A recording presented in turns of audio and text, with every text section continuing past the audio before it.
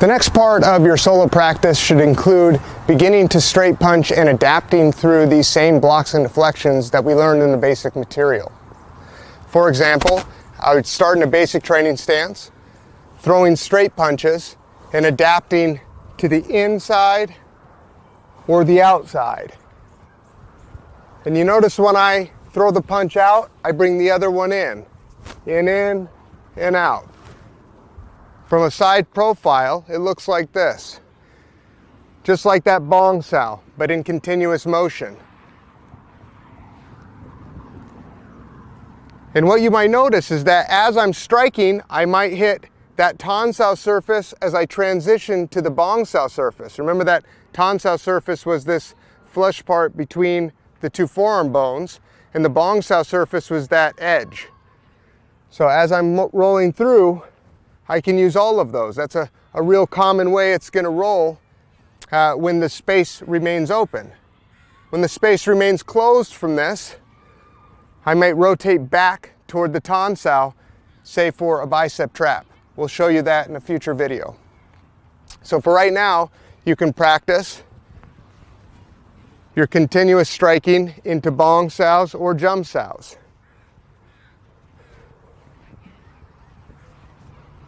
When we hit on the inside here, we're hitting on either the tan sao side or the edge side, which is the jump sao side. And we call that inner deflecting. Inner and outer. Now, once you've got that down, it's good to start practicing with a partner. You can get into a basic training stance, and all your partner is going to do is start off by picking either the inside or the outside to throw punches toward. So let's just start off with inner deflecting here.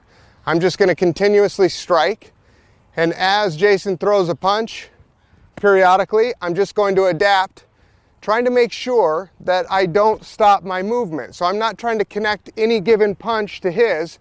I'm just starting to defend the space as soon as I see his chest move.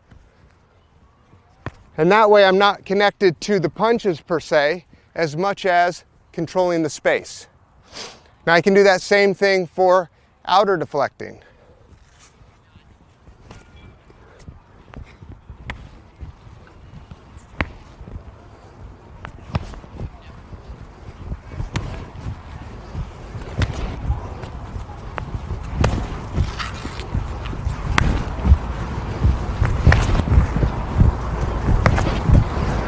And you can notice sometimes I connect on that bong sao side, and a few times I even had to use this other pak sao in order to assist.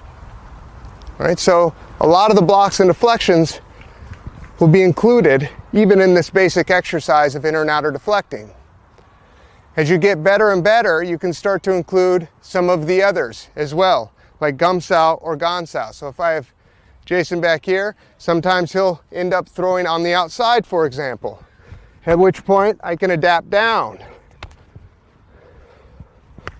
That was with gum sao. That was with gan sao. That was with jump sao. Gan sao. Jump sao. Gum sao. Gan sao. Gum sao. Jump sao. Jump sao. Gan sao. So on and so forth. So I continue to work with continuous striking even as I adapt to these positions. The next level of this is we'll start to move up and down the floor. So if I've got Jason back, all his job is to slowly move back to give me space as he's throwing punches. Now this is just an exercise. We typically know that an opponent is going to try to come forward, but it's also not uncommon for an opponent to come forward a little bit, and in response to closing the distance against him, he might try to open up to throw other strikes. So we want to get used to controlling the spaces needed, and this is a basic way to do it. We're going to get the strikes going.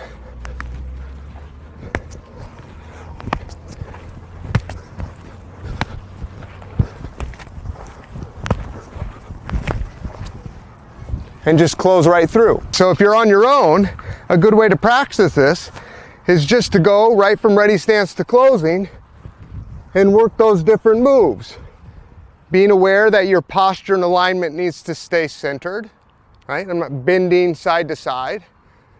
I'm simply rolling my hands in these different positions as I continue to strike with straight punches.